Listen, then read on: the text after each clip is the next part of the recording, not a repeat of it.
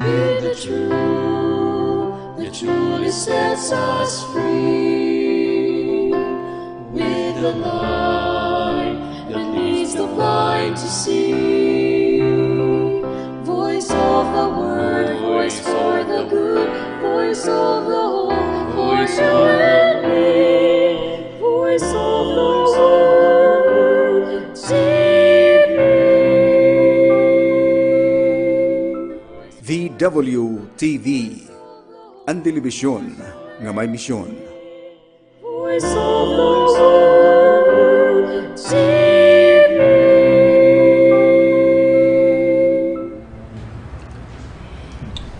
Maupay nga adlaw, aton nga tanan.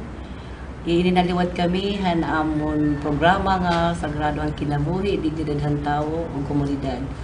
So for our avid followers, you can follow us at Facebook, the Voice of the Word Media Network, at YouTube, VWMN Borongan, Spotify, we have DYVW, and then for the radio stations, we have FM Online Radio, we have scnews.org, AM Land Radio, we have 1368 kilohertz, and for our local cable channels, we are live at Borongan, Channel 13, Paidolong, Channel 13, San Julian, Channel 20, and Dolores, Channel 15. Today, we are very privileged and honored to have with us our guest from Chicago. Our partners actually with the Bulig Kablas Medical Mission. So we have here Richard Paulson, our mission coordinator, and Dr. Norma Arias, our family medicine. So, how are you guys? Yeah, I'm great. How about you? I'm okay. I'm enjoying the weather. It's always like a little bit drizzle, Yeah. but not too humid. That's because not like before. yeah. For the information of everyone, I think there's still some snow in your place right now, and it's it's a big relief that you are here with us with this kind of weather. You seldom have this one in your place. That is in the United States of America. So we started with, how long have you been with the mission? Well, I've been coming here on mission for 6 years. And what have been your experiences, with your coming here for those years? Well, I started out in construction. Our mission team has a medical component to it, and then construction, then an outreach, where a number of our missioners go to the families and reach out and provide a lot of services for them. So I started out construction, and then I was assigned the responsibility of managing the construction. And we built houses.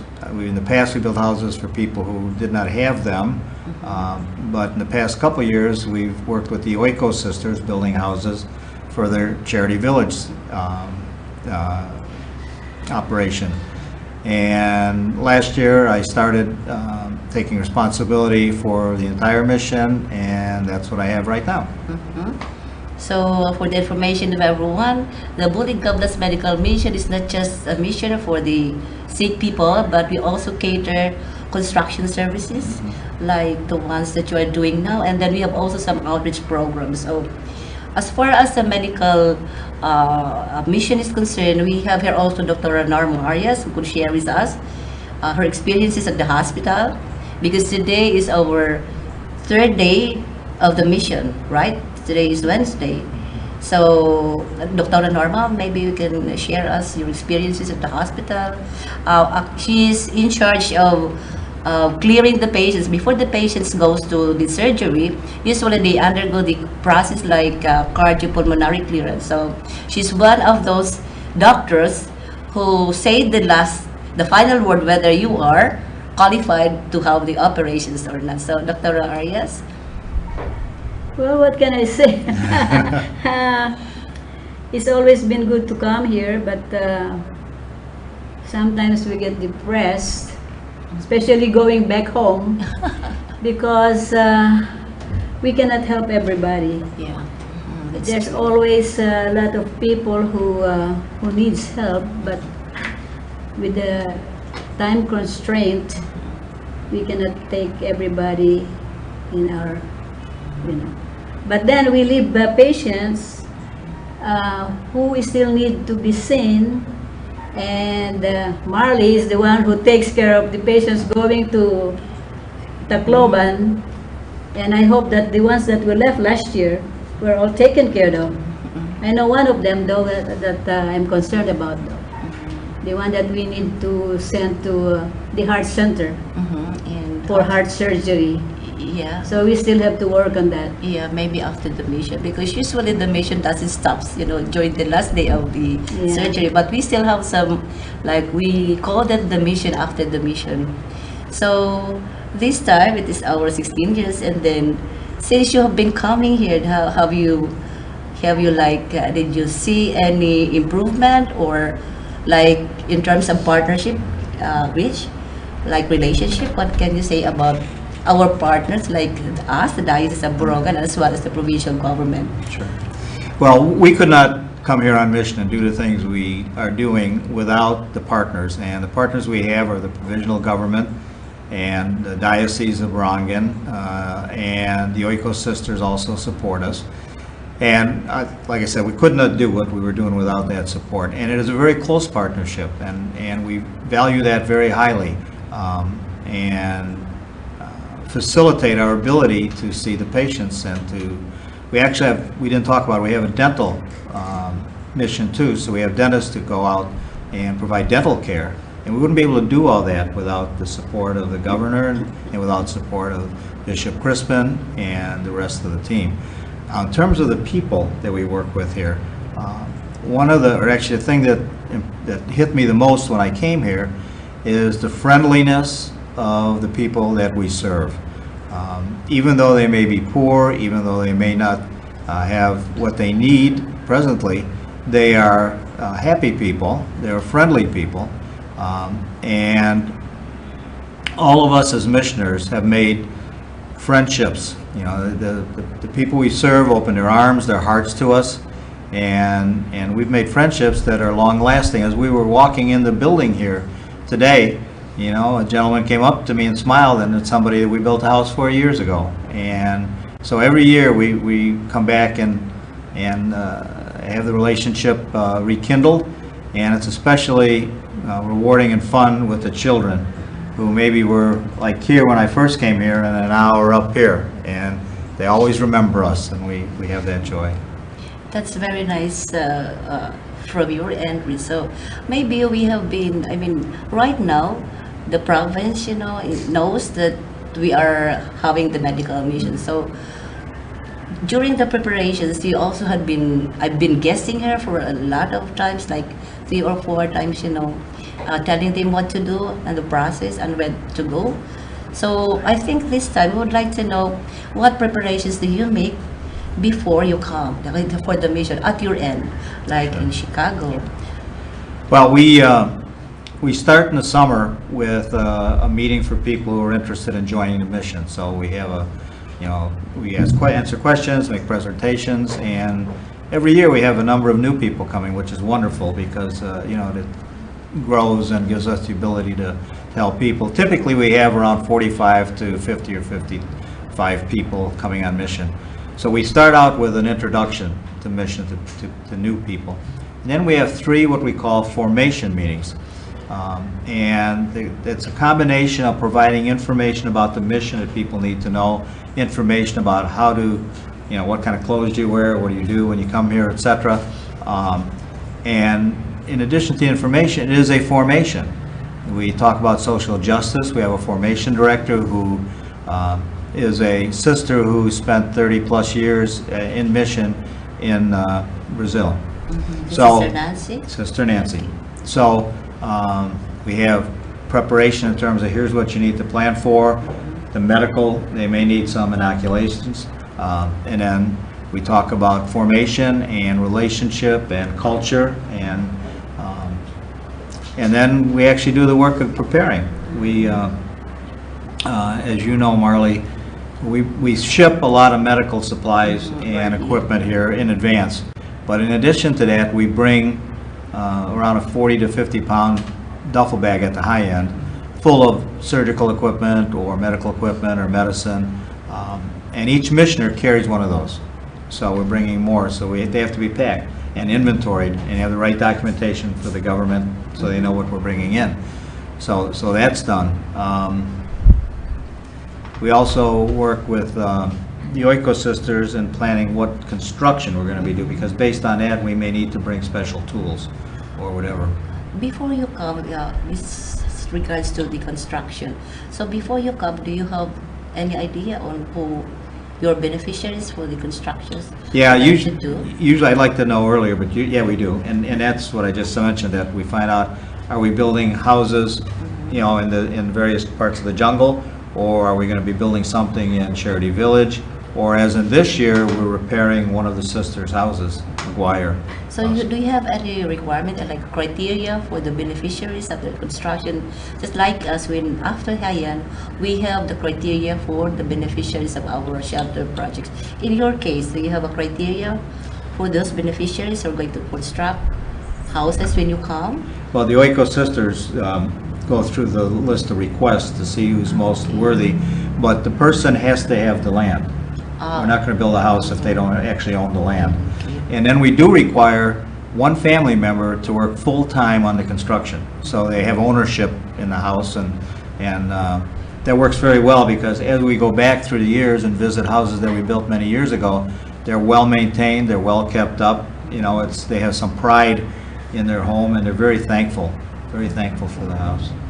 So this is about the construction project of the medical mission. So we go to the medical mission. So what are the preparations you usually do for the medical? This is for the medical side of the mission. What are the preparations you usually do in the U.S. Norma?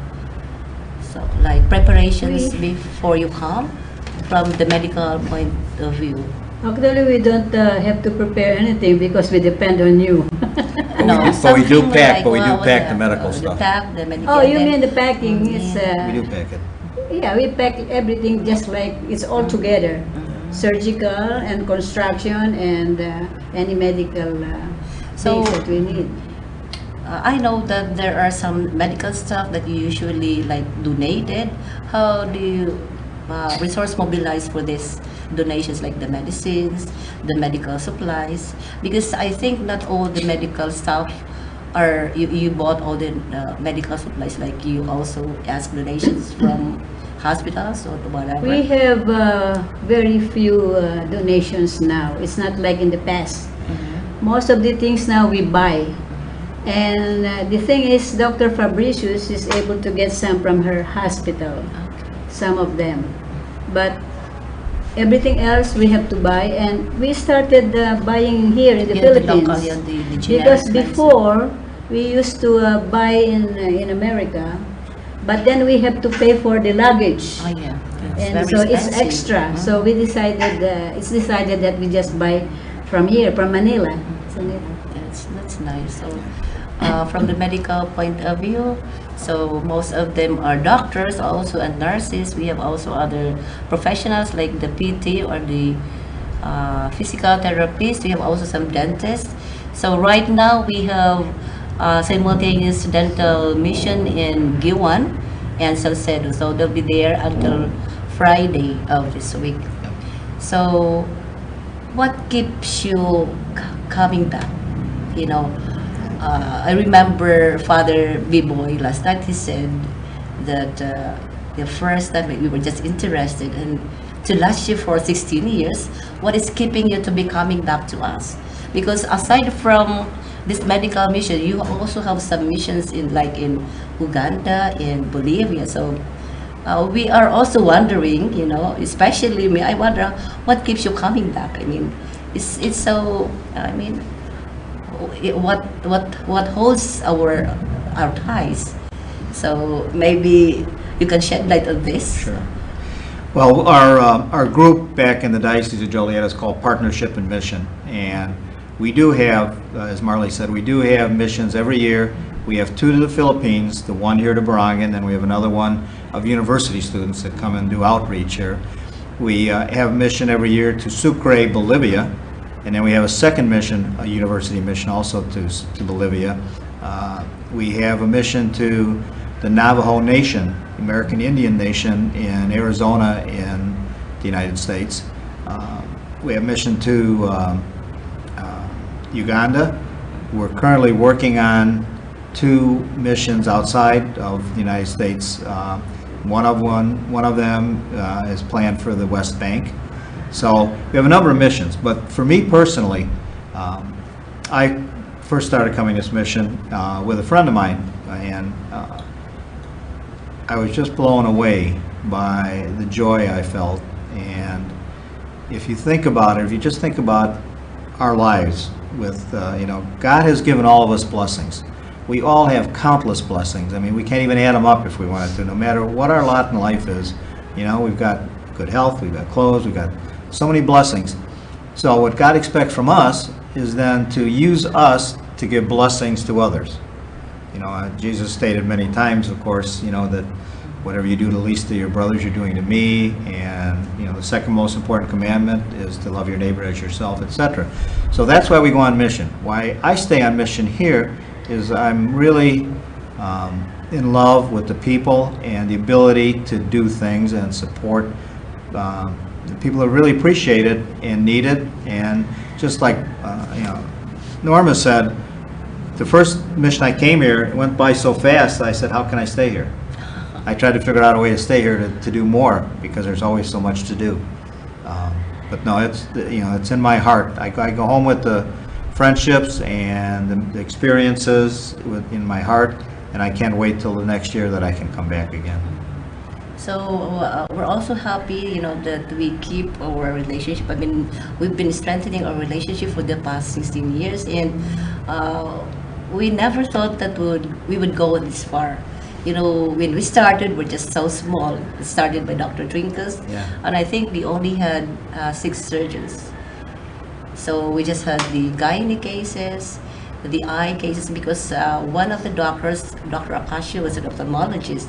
And what he did, because he's also a graduate of University of Santo Tomas, from where you had also your medical education, what he did was he tapped his friends in Manila, and then they came with him.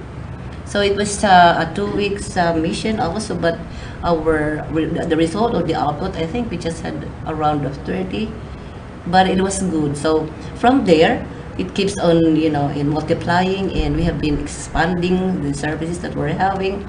So this time we are a multi-surgical mission. So aside from the surgical mission, we have the medical, the dental, the construction, and the outreach. So what about you, Norma? What keeps you coming back? You know what? You asked him about coming back. I was teasing them in the van on our way here. I said, I thank you for being crazy enough to be coming from Tacloban to Borongan for 4.5 hours. But anyway, there is an advantage for coming on mission to the same place all the time. So because with my other group, the Philippine group, they go from one province to the other. So there is more relationship built with this coming here, year in and year out. And they have this feeling of belonging. And it seems like they're returning home for vacation for their hometown. So it's different, although with the Philippine mission, they go from one place to the other. It's also advantageous to the Philippines, because to the Filipino people, because then we could see other places who needs help too. So both are good, but with this mission, with partnership, it is more, they have this feeling of love between them, and they could see the progress in the town, and they could see the progress of the patients. And especially with our foundation that we have now, so we are doing social work too. So we're building houses for the poor and some place there. So it's really very good to have, but we cannot do that for every mission. Yeah, I know. We can only do so much.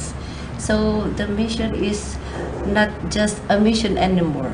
it's just like we have found a family. Yes. You're a family away from your family. So that's also how I feel. That's why we always anticipate your coming every year, and we still hope, that the partnership will go on forever. And I am also happy, and as well as the old partners who were there last night when the governor had, he recommended, for a long-lasting medical mission to have this, to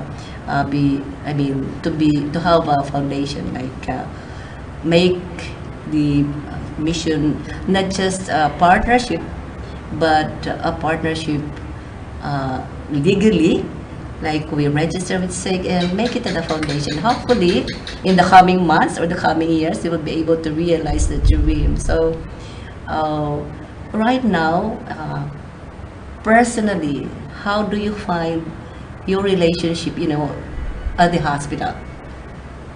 Maybe I could start with Norma because most of the time she is dealing with the people at the hospital. Like, how do you find them for the last 16 years? Well, during the first times I've been here, we did not have good contact with the doctors there. It seemed like they were always separate. But through the years and in the last 3 years, I have felt that we have tried to connect with one another, and especially from the local, because of course we are the visitors, so they extended more for the past 3 years. That's what I felt. And also talking about relationships, because our partnership in mission goes to Bolivia and everywhere else. And I've been to Bolivia and Kenya too. And it seems like the missionaries, they chose to be where they have relationships already. So those people who've gone to Bolivia, they just go to Bolivia. And those who go to Kenya and here, these people who come here, they just stuck with the Philippines. Yes. So, because you get close to the people there. So, and I've experienced going there, which is nice too. So. And in our case also, at our end, we're also very happy that you come every year because like what you said, we are also anticipate your coming because of the established relationship. And for your information, this is the only mission that people at the hospital, are really that busy. Like they go extra miles just to prepare, the preparations for the mission. Like we start the meetings as early as September, and then we have follow-up meetings also, like with the governor, the execom, and especially with the hospital. So this is the only mission that I could see that the people are so looking forward to every year. So they said that they won't know. Even the hospital people said that we don't know if you stop coming. What will they do when you stop coming? And so we always assure them that we won't be stop coming. You will still be coming, and then maybe more every year. We get some bigger and bigger. So, yeah, from our end, also would like to take this opportunity to thank you for bearing with our lapses. I know we don't have a perfect mission, but then Father Onyx said Nothing is perfect. So, yeah. So, anything else that you want to say, Rich, about the mission? I'd like to say something. Yeah, okay. Because the patients, sometimes they wait for us from America, Yeah. because they have the wrong concept that we are good doctors and we are better, which is not right. Okay, there are so many good doctors here in the Philippines, very good nurses and everything. And we are not saying it. We are not telling people here that we are better than them. Okay, but there's a wrong concept of the patients. So we'd like to correct that, because there are so many good doctors here too. Okay, it's just that, and also there's a wrong concept that some entity is paying for all of us missionaries. They don't know that it is a personal expense for every missionary. Every missionary pays, Yeah, pays for his his or her own. own way, So, and also yeah. pays for the cost of doing stuff. Yeah. Right. So the entire cost to the mission is borne by the missionaries that By the come. mis- Yeah, I know that, because I've been Yeah, always but working most with- people don't. So you mean where did you get the information I- from the hospital or from No, where? for certain Pers- people. Oh. I just talked with somebody who was preparing our meals. Mhm. They think, and it's not only here, everywhere I went with my mission, they think that some group or some Like you have sponsors? sponsors us. And one time when we were in Davao, in one island. Well, most of us are Filipinos because it's a Philippine group. And somebody said, "Oh, the government is sending you to help us out." And I said, "No, the government has nothing to do with us.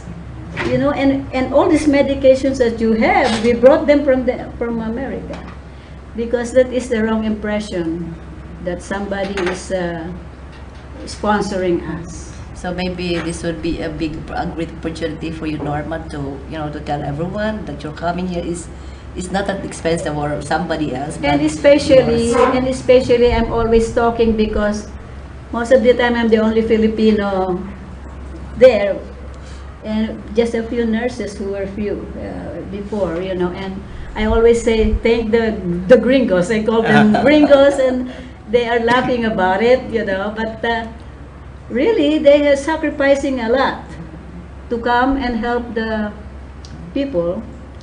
And with me, it's a dual purpose because I could go and visit my brother, and then I could go on mission.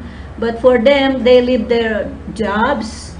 Instead of going on a cruise, they come and work, Yeah. yeah. spending for a cruise, and they spend here. So I think Borongan is really one of the lucky places because they stuck with this place, and the people have known them, and there's some love between the two peoples. Yeah. Yeah, I mean, we're stuck with each other, but Right. we're so happy to have you. We didn't know that the mission could last this long, and we're still trying to find ways to improve it. Do you know how we got here, though, in Borongan? Maybe you could share us how you were When stuck with us. Okay, when they first planned, the diocese planned to have missions in the Philippines. They don't know where to go. Catholic Charities told them Yeah. to come to Borongan. And one of the nurses who retired in Bacolod was telling Dr. Krinkos, don't go there because they have the NPA. Yeah, and she Yeah. was nervous about receiving a Filipino here. But Dr. Trinkos said, we are being called. We are being called. So that started it. So if ever Dr. Vic Trinkus is listening to us, you can watching us right now. We miss you. So Yes. hopefully for the next mission you can be with us. So that's right, Norma. So a lot of people or a lot of foreign missions would like to come, but then because of the fake news, that we have these rebels and our place is not safe, and also with the And it's too far away. It's too far away. Imagine, from your place you have to travel 13 hours or 15 hours from Chicago to your first layover. How long? No, I counted it from my own house Yeah. to Manila Airport. It So- was 24 hours. So imagine that. Because you have to stay, layover in Korea or Yeah. wherever, but you have to stay in Manila, in the U.S. airport. You have to stay there 3 hours first before you could leave. I counted one time, it was 24 hours. And that just gets you to Manila, because Yeah. then we have to wait a big layover to get to Tacloban, And and then from the van Tacloban- ride up the coast. And it's- these gringos, they arrive in they arrive in Manila right before 12 o'clock in midnight, right? Yeah. And the next flight to Tacloban is It's right, it's 5:30 free, yeah. in the morning, and a lot of them are just sitting there for the Yeah, whole yeah, night. yeah. I think a few of them go to the hotel to just take a shower because they have come from some farther away and they would like to freshen up. Yeah. And so they just stay there. And one time I was going to meet you guys, or you were not there yet. And I came to Manila Airport and nobody was there. So you were scared. And I said, where are the gringos? They are so tall. I could see them, you know. I went to the pews and I said, maybe they're sleeping, you know. You know, there was a snowstorm Yeah. in Chicago. They had to come the next day yet. And then they said they have to go to Paris. So they went all over the world. They had to go the reverse way. Yeah, the reverse. How long did it take them? So anyway, It's a they day came, or- they came the next day, and I was already in Bacolod. Hold on. So I told him, I said, tell Art, ask where Norma is so that we would like to write on them. But they really are sacrificing a lot, these gringos. Yeah, I know that because I've been with them also. So I'm also privileged to visit your place, and then you've been inviting me to, you know. So it's. I mean, for us, we don't know how to thank you enough. You know, the noble thing that you're doing to us. I don't know how we can equate your sacrifices that you do to us. So I hope this will, you know, continue. And we will just make its mission better than the first one. But we always talk with each other, and we always claim that we get more. Yeah. Each and every one of us It's true. get more from what we do than what we give. It's a different feeling. Yeah, definitely. Yeah. Yeah, we So get more. yeah. Maybe also we kept on learning. You know, like every year we learn a lot. We make we make something better than the ones that we had before. And the most important thing is, despite our differences, despite our lapses, still we're able to make the mission a success. So We all have the same goal. yeah. Everyone, all of our partners, all the missioners have the goal to improve the life and the health of the Barangan people. We're all have that same goal, and that's what bonds us together. And also we are happy that last night the governor had expressed, you know, his plans for the province, especially that he tells us that his priority, you know, his number one agenda in his administration would be health. Hopefully the plans, you know, his plans of opening a dialysis center, of getting a CAT scan. So hopefully we can have that next year. So we won't be sending our patients anymore to Tacloban, you know, for the CAT scan. Imagine today, Yeah. they found, I think, you have 4 patients to be brought to Tacloban just for the CT scan. So Yeah. because you can't do any surgery for those patients without seeing the result Right. of the CAT scan. So I think that is the most important thing is equipping the hospital so that, I mean, it's good that you have to equip the hospital when you come. We would be, I mean, it takes time, takes a lot of resources, you know, and the patients. So instead of having them with the mission, like they be able to avail of the surgical mission, but then because we don't have this kind of tests that are needed, so they could not do it. So, and we are also very happy that at least the hospital people are opening up. So maybe they were just they were shy of you, but now you can see we could eat together, you Yes. know, and then we could joke with each other. We could say hi at the lobby, at anywhere at the hospital. Unlike before, that we feel that we were just doing. I think the mission was just with the diocese and the diocese of Borogan and yours. So I'm sure, you know, the next years it would be more, you know, more something that we won't feel. We won't have any inhibitions anymore, and hopefully.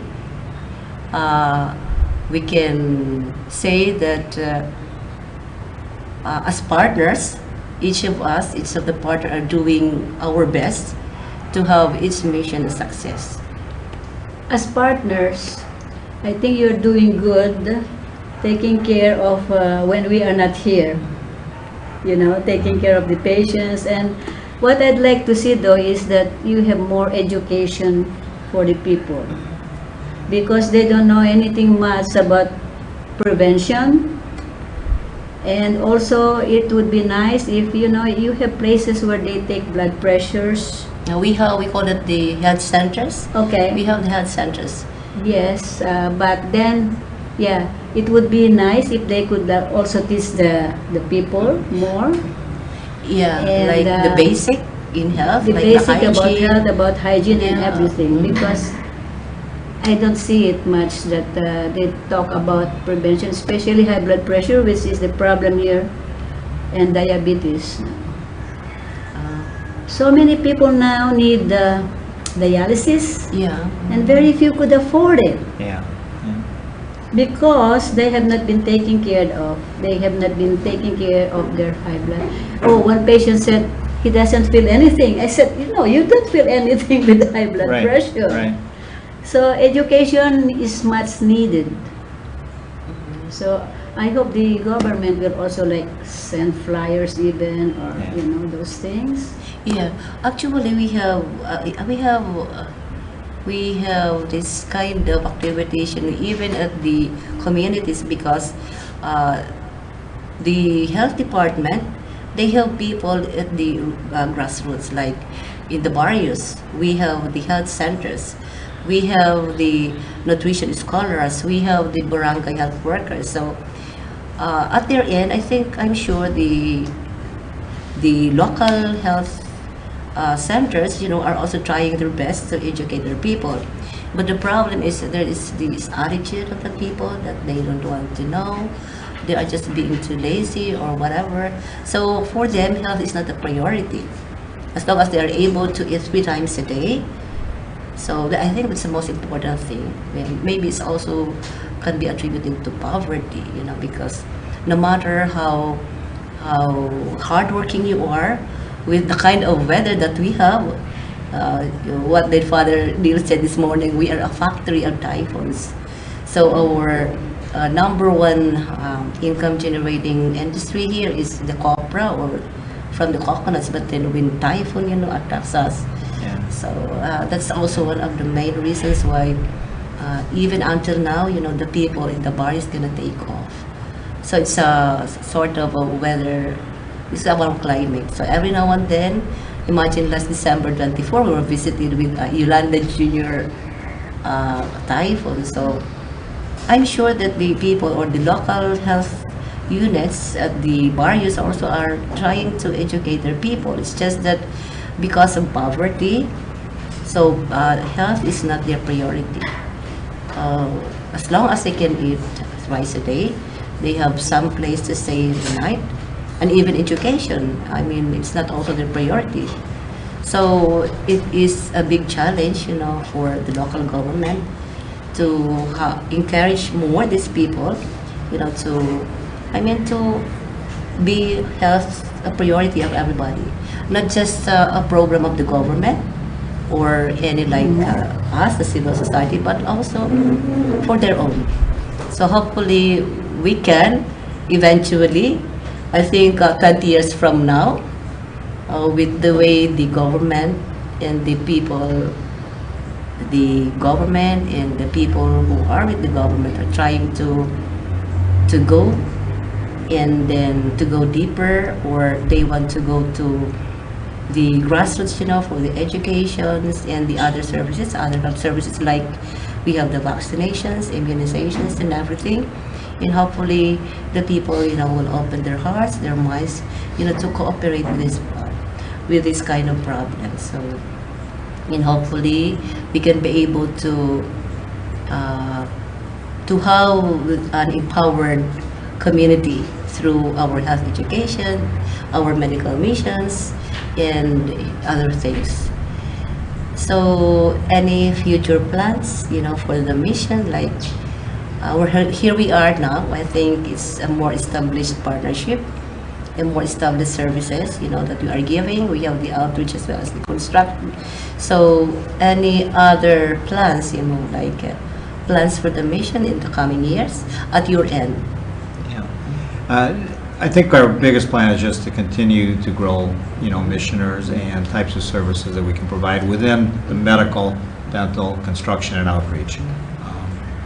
And I think, maybe if we can improve the schedule on planning, joint planning, so we can be better prepared, we might be able to do more too. Yeah, So especially those- with the documentation. Yes, So yeah. this is one of the biggest challenge at the mission, the documentations, how we are able to get the permits before you come.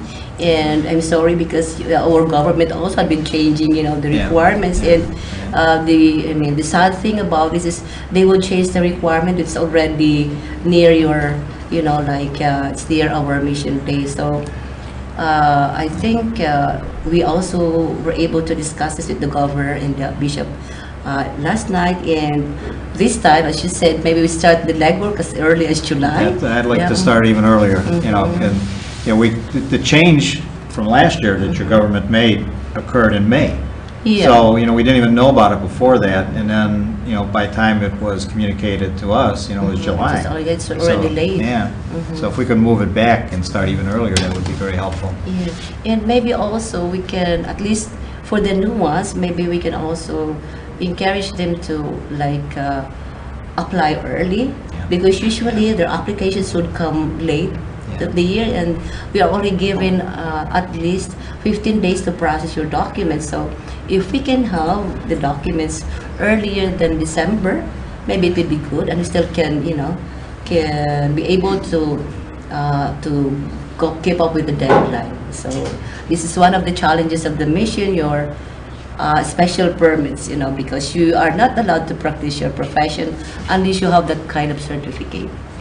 So we're going to break for some moments.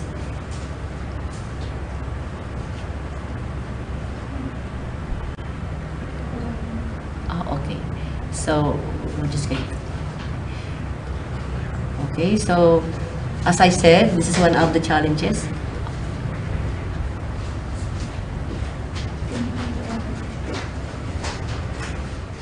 Kung problema mo hin kapaso it panahon, magtanom ka hindamo nga mga kahoy. Kung problema mo hin dagko nga mga baha, magtanom ka hindamo nga mga kahoy. Kung karuyag mo kumaon it mga prutas, magtanom ka it mga kahoy. Kung karuyag mo maaliw sa mga awit han mga katamsihan, magtanom ka it damo nga mga kahoy. Kung karuyag mo hin maupay nga kinabuhi, magtanom ka hindamo nga mga kahoy. Ibalik naton ang normal nga dalagan it panahon, pinaagi na aton pagtanom it mga kahoy. Ini po ani Obispo Bishop Crispin Vargas, the Bishop of the Diocese of Borongan.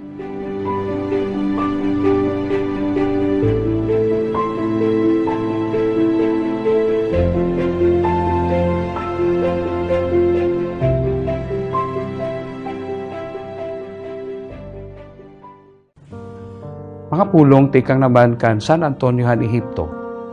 Nakita ko ang mga siay nga ginpasaranghan yawa habugos nga kalibutan ngan nagmurutob ako hin pagsiring. Hinuha imo kasabot in makakadaog hini.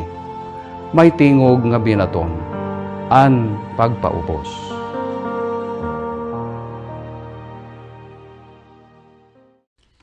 That Arizona sky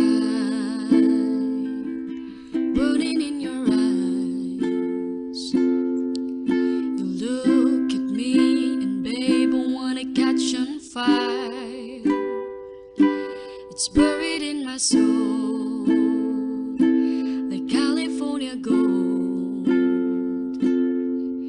You found a light in me that I couldn't find. So when I'm all choked up and I can't find the words, every time we say goodbye, baby, it hurts. When the sun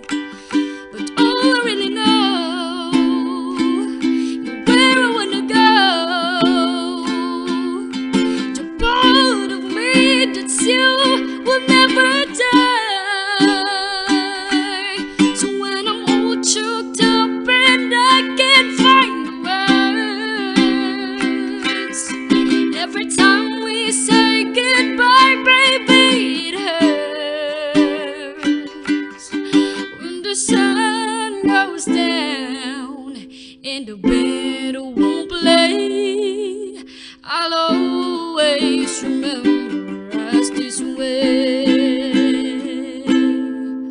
When you look at me and the whole world fades, I'll always remember us this way.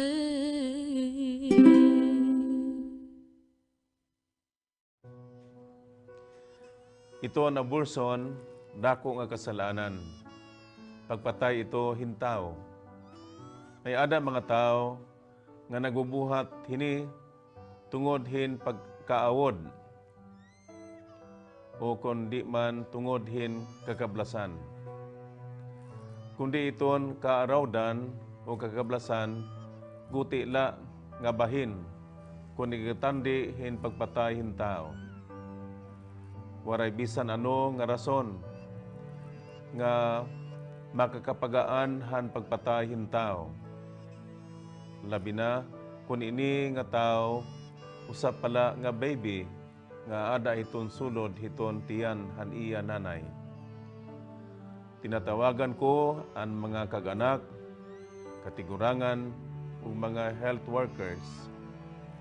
Sagduni ug tutui iton iyo mga anak nga diri magbuhat hin abortion.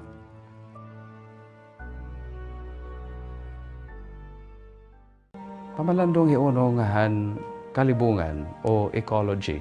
Ni Pope Francis, di dahil iya encyclical nga ginngaranan Laudato Si, nagsiring. Ang krisis sa kalibungan, usa nga panawagan ngadto hin pagbag-o hin kinabuhi.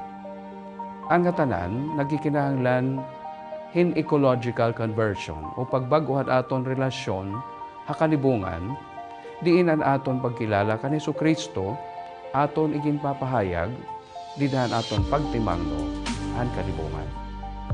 Mga pulong ni Pope Francis, ikang Laudato Si, numero 217.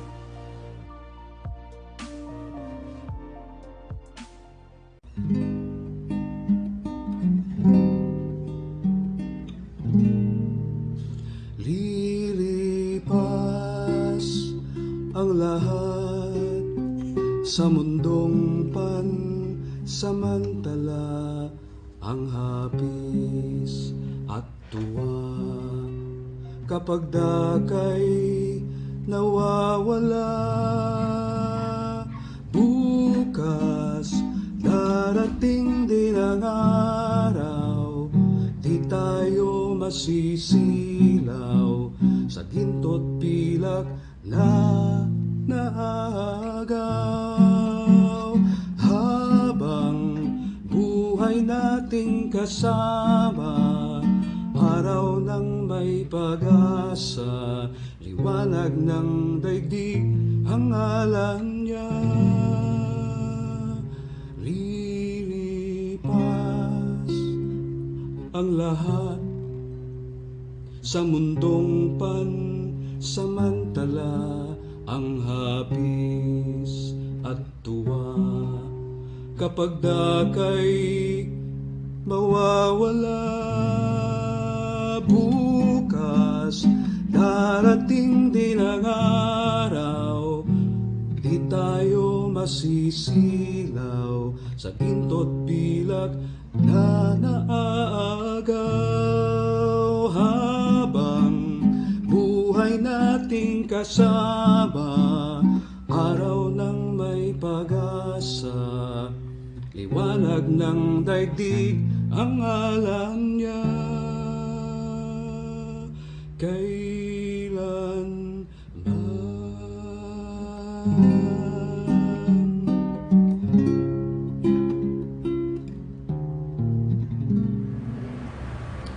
So, we're back with our program, Sagradonga Kinabuhi, Didalhan Tao o Komunidad. So, we're back. We're on air again. So, maybe at this point, maybe we just go and like talk on how we would make the mission more better than now, or any other plans like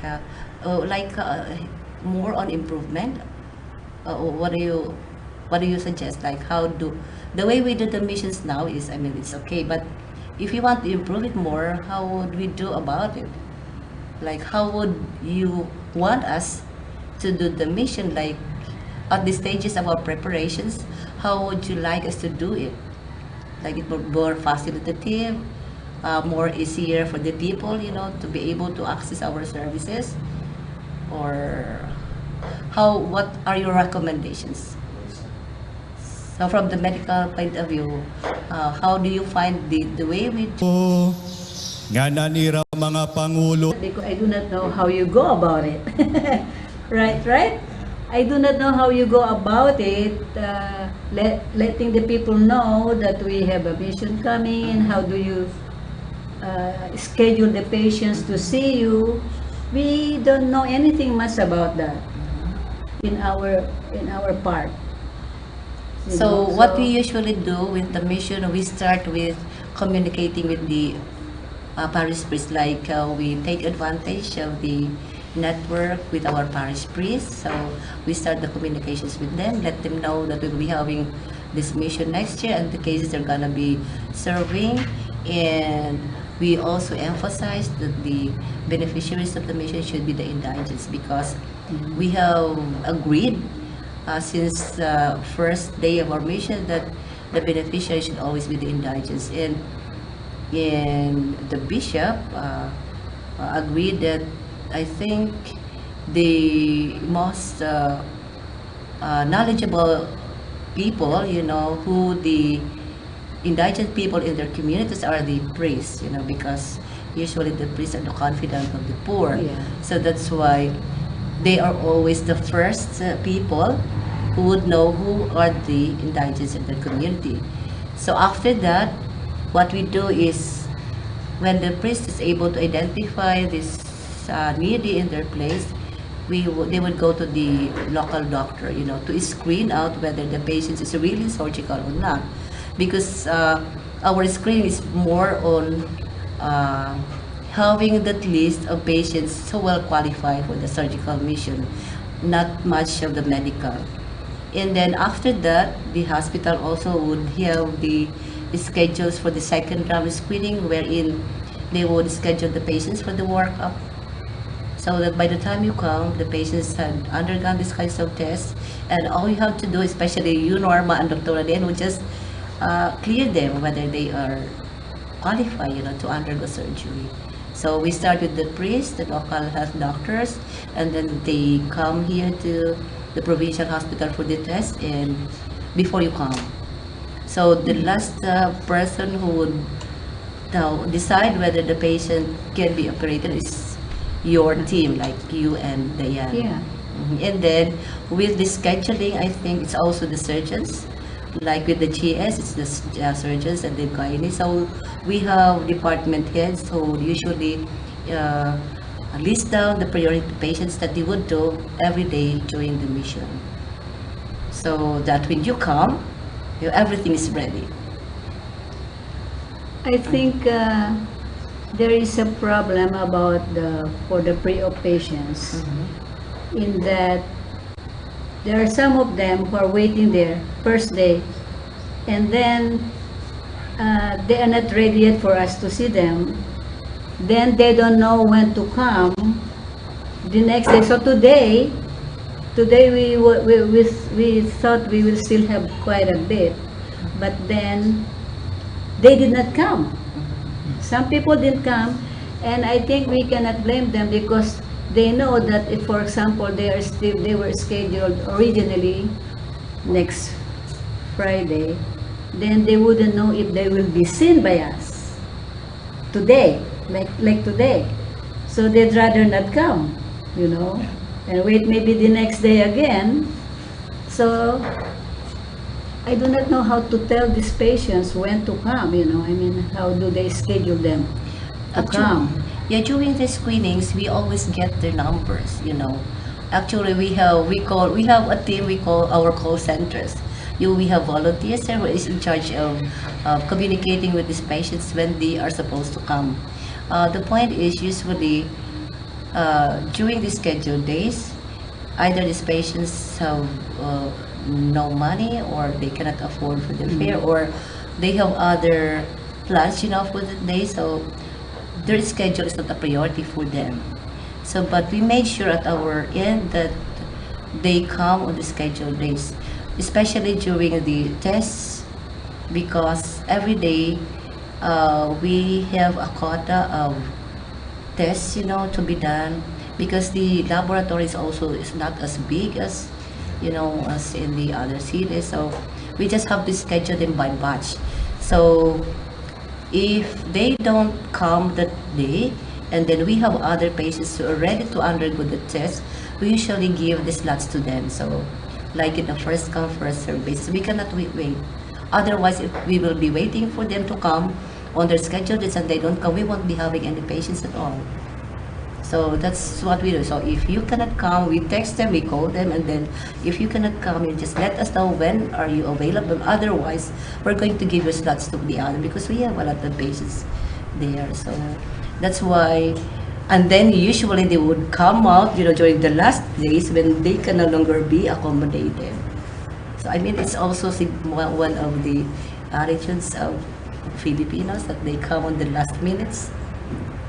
But there are just things that we cannot do.